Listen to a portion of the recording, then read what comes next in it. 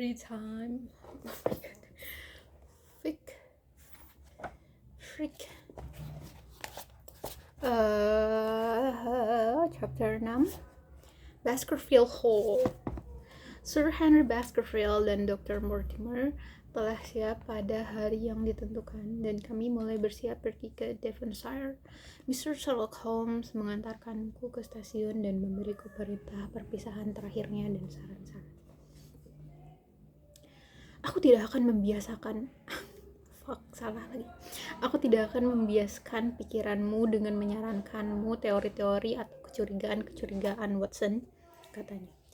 Aku berharap kamu hanya melaporkan fakta-fakta selengkap mungkin kepadaku dan biarkan aku yang menyusun teori-teorinya. Fakta-fakta seperti apa? Kata aku bertanya. Apapun yang mungkin nampaknya memiliki petunjuk, namun tidak langsung mengenai kasus ini. Dan terutama hubungan-hubungan antara Baskerville muda dengan tetangga-tetangganya atau keterangan baru mengenai kematian Sir Charles. Aku telah membuat beberapa pertanyaan sendiri dalam beberapa hari terakhir, tetapi aku rasa hasilnya negatif. Hanya satu hal yang nampaknya pasti, dan itu adalah bahwa Mr. James Desmond yang merupakan pewaris berikutnya adalah seorang gentleman tua yang sangat ramah, sehingga hambatan ini tidak datang dari dirinya. Aku berpikir kita bisa menyingkirkan Mr. James Desmond dari kalkulasi kita. Maka tersisa orang-orang yang akan benar-benar mengelilingi Sir Henry Baskerville di tanah Tegalan. Tidakkah lebih baik di tempat pertama kita menyingkirkan pasangan Barrymore dari kalkulasi kita? Tidak bisa. Kamu tidak boleh membuat kesalahan yang lebih besar. Jika mereka tidak bersalah, itu akan menjadi ketidakadilan yang kejam. Dan jika mereka bersalah, kita harus melepaskan semua kesempatan untuk membawa pulang ketidakadilan bagi mereka. Tidak. Kita akan tetap menempatkan mereka pada daftar tersangka kita. Kemudian, ada seorang perawat kuda di Hall. Jika aku ingat dengan baik, ada 2 petani tanah Tegalan, ada teman kita, Dr. Mortimer, dan aku percaya sangat jujur, dan ada istrinya. Kita tidak tahu apapun tentang istrinya. Ada seorang naturalis, Stapleton, dan ada adik perempuan yang sangat cantik. Ada Mr. Franklin dari Leatherhall, dan yang juga merupakan faktor tidak dikenal, dan ada 1 atau 2 tetangga lainnya. Ada orang-orang desa yang harus menjadi penelitian spesialmu. Aku akan melakukan yang terbaik. Aku rasa kamu punya senjata. Ya, aku pikir aku membawanya. Pasti. Usahakan kamu selalu membawanya siang dan malam, dan jangan pernah mengendurkan kewaspadaanmu. Teman-teman kami sudah memesan gerbong kelas 1 dan sedang menunggu kami di peron. Tidak. Kita tidak memiliki berita apapun, kata Dr. Mortimer, menjawab pertanyaan-pertanyaan Holmes. Aku hanya yakin dengan satu hal, bahwa kami tidak diikuti seseorang selama 2 hari terakhir ini. Kami tidak pernah pergi keluar tanpa melakukan penjagaan ketat dan tidak ada yang bisa luput dari pengamatan kami. Kalian selalu bersama-sama, aku kira. Kecuali kemarin sore, aku biasanya mengeluarkan waktu 1 hari untuk hiburan ketika aku datang ke kota. Jadi aku menghabiskan waktu di Museum College of Surgeons. Dan aku pergi mengamati orang-orang di taman, kata Baskerville. Kata Baskerville. Tetapi kami tidak punya masalah apapun. Itu tidak bijaksana. Semuanya sama saja, kata Holmes, sambil menggelengkan kepala dan nampak sangat serius. Aku mohon, Sir Henry, Anda tidak akan bepergian sendiri lagi. Beberapa kemalangan besar akan menimpa Anda jika Anda bepergian sendiri. Apakah Anda mendapatkan boot lainnya? Tidak, Tuan. Boot itu telah hilang selamanya. Itu sungguh menarik. Baiklah, sampai jumpa, kata Holmes saat kereta mulai bergerak di peron. Ingatlah Sir Henry, salah satu frase dalam legenda tua aneh yang telah dibacakan Dr. Mortimer pada kita, dan hindari tegalan di saat-saat gelap ketika kekuatan setan meningkat. Aku menengok ke peron ketika kami telah meninggalkan peron jauh di belakang, dan aku melihat figur Holmes yang tinggi sedang berdiri tak bergerak dan memandang kami. Perjalanan kami berlangsung cepat dan menyenangkan, dan aku menghabiskan waktu mengakrabkan diri dengan dua teman seperjalananku dan bermain dengan anjing spaniel milik Dr. Mortimer. Dalam beberapa jam, tanah coklat menjadi kemerahan, batu bata telah berubah menjadi granit, dan sapi-sapi merah sedang merumput di padang-padang rumput berpagar tanaman, di mana rumput-rumput tumbuh subur dan lebih banyak vegetasi melimpah ruah, menunjukkan iklim yang lebih lembab. Baskerville muda menatap keluar jendela penuh keingintahuan, dan ia berteriak keras ketika ia mengenali ciri-ciri pemandangan Devonshire. Aku pernah menjadi bagian dari dunia ini sejak aku meninggalkannya, Dr. Watson, katanya. Tetapi aku belum pernah melihat suatu tempat yang sebanding dengan tempat ini. Aku tidak pernah melihat seorang pria Devonshire yang tidak bersumpah demi daerahnya, ujarku. Itu tergantung kepada keturunannya dan juga daerahnya, kata Dr. Mortimer. Melihat sekilas, teman kita ini menunjukkan bahwa ia memiliki kepala bulat bangsa Celt yang di dalamnya terkandung antusiasme Celtic dan kekuatan kebersamaan. Kepada Sir Charles yang malang merupakan tipe yang sangat langka, setengah Gaelic dan setengah Invernian. Tetapi Anda masih sangat muda ketika terakhir kali melihat Baskerville Hall, begitu kan? Aku masih remaja saat kematian ayahku, dan aku belum pernah melihat Baskerville Hall karena ayahku tinggal di sebuah pondok kecil di South Coast. Dari situ, aku langsung pergi ke seorang teman di Amerika. Aku katakan pada Anda bahwa ini semua baru bagiku. Demikian juga halnya bagi Dr. Watson. Dan aku ingin sekali melihat tegalan itu, kata Sir Henry. Benarkah? Maka keinginan Anda dengan mudah diberikan kepada Anda. Karena Anda punya kesempatan untuk pertama kalinya melihat tegalan itu, kata Dr. Mortimer, sambil menunjuk keluar melalui jendela kereta. Di atas kotak-kotak hijau perkebunan dan cekungan rendah, sebuah hutan di sana di kejauhan menjulang sebuah bukit melankolis berwarna abu-abu, dengan puncaknya berbentuk gerigi yang aneh, suram dan samar-samar di kejauhan, seperti beberapa pandangan fantastis dalam mimpi. Baskerville duduk dan memandangi bukit itu cukup lama, dan aku membaca wajah bersemangatnya betapa berartinya bukit itu bagi dirinya. Pandangan pertama pada tempat aneh di mana orang-orang sedarah dengannya telah memegang kekuasaan begitu lama dan meninggalkan jejak mereka begitu dalam.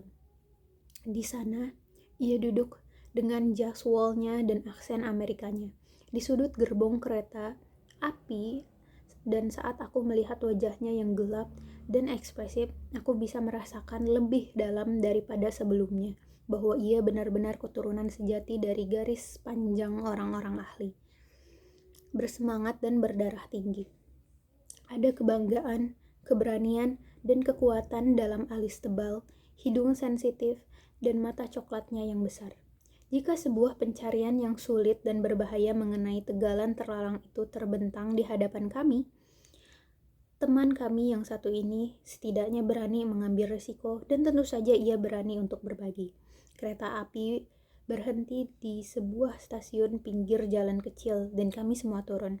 Di luar, di belakang pagar putih yang rendah, sebuah kereta dengan sepasang kuda sedang menunggu. Kedatangan kami rupanya menjadi suatu peristiwa besar bagi kepala stasiun dan beberapa portir yang berkerumun di sekeliling kami untuk membawakan barang-barang kami. Ini adalah desa yang sederhana dan indah, tetapi aku terkejut melihat di pintu gerbang berdiri dua tentara berseragam hitam yang bersandar pada senapan mereka dan melirik tajam pada kami ketika kami lewat. Si kusir yang berwajah keras dan sedikit keriput memberi hormat pada Sir Henry Baskerville, dan dalam beberapa menit kami sudah melayang cepat di jalan yang lebar dan putih. Padang rumput bergulir melengkung ke atas di kedua sisi kami, dan rumah-rumah runcing tua mengintip keluar dari rimbunnya dedaunan hijau. Tetapi di belakang pedesaan yang damai dan diterangi cahaya matahari, di sana menjulang kurva tegalan yang panjang dan suram, dipecah oleh bukit-bukit bergerigi dan menyeramkan. Kereta kuda berayun cepat di sisi jalan yang melengkung ke atas, melalui jalur-jalur dalam yang telah berabad-abad dilalui kereta kuda. Dengan dua sisinya yang tinggi, ditumbuhi oleh lumut yang meneteskan air, dan tumbuhan-tumbuhan paku. Kami melewati jembatan granit yang sempit, yang menyusuri aliran air bergemuruh yang menyembur cepat ke bawah, berbusa dan menderu di tengah bebatuan abu-abu. Baik jalan dan sungai melalui sebuah lembah yang padat dengan oak dan cemara. Di setiap tikungan Baskerville berseru gembira. Ia melihat sekitarannya dengan penuh rasa ingin tahu dan ia banyak bertanya. Bagi matanya, semuanya nampak indah, tetapi bagiku, semburat melankolis berbaring di atas pedesaan yang menanggung begitu jelas tanda memudarnya tahun. Daun-daun kuning memenuhi jalan dan berhamburan di bawah kami saat kami melewatinya. Suara derik roda-roda kami menghilang saat kami melewati vegetasi yang membusuk.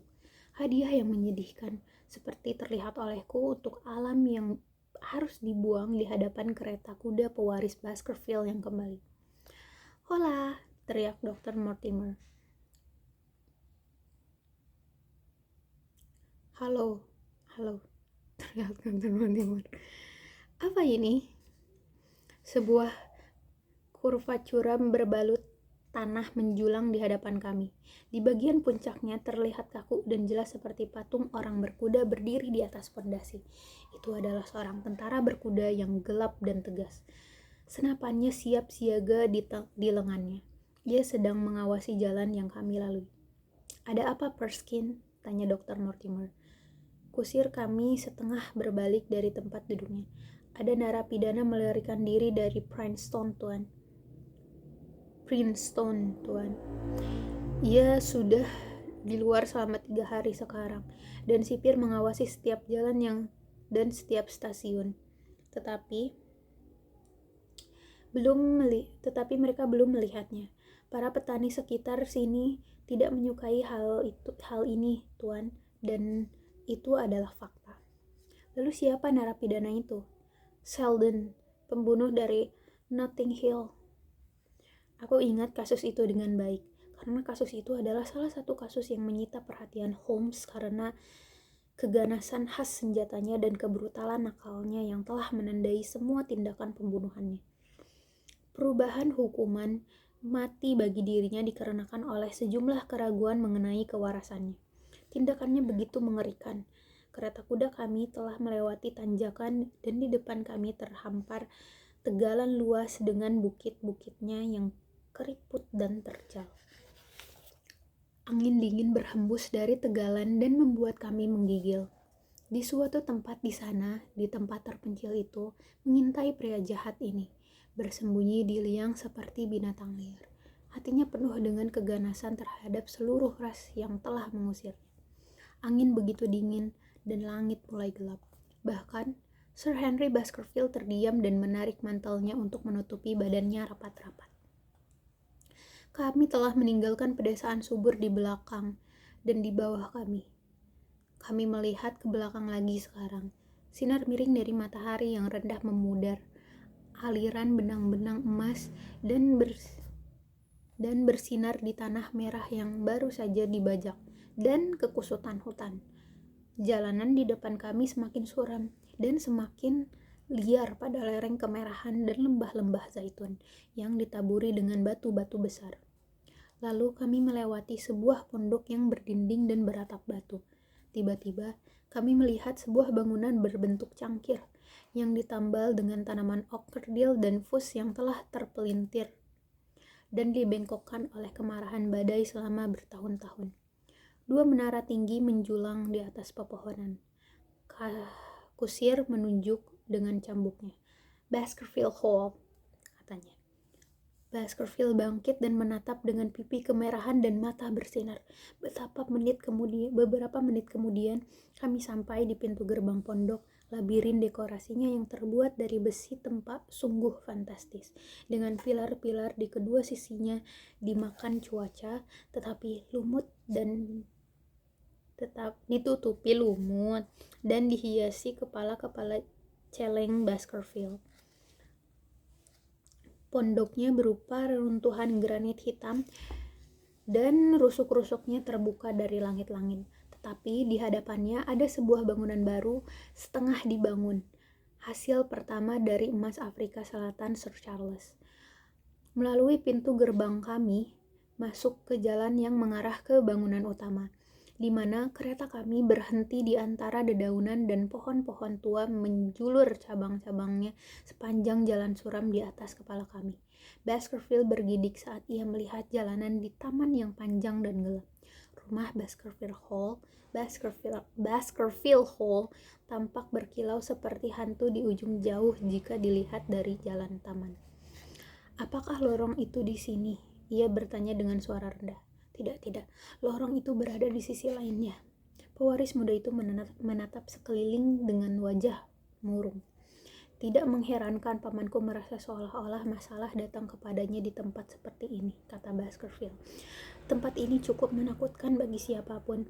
Aku akan memasang deretan lampu listrik di bagian dalam sini 6 bulan lagi, dengan 1000 lilin Swan dan Edison tepat di sini, di depan pintu ruang depan. Jalan membuka ke hamparan rumput yang luas, dan rumah Baskerville Hall membentang di depan kami. Dalam cahaya membudar, aku bisa melihat bahwa pusat dari rumah ini adalah sebuah blok bangunan berat.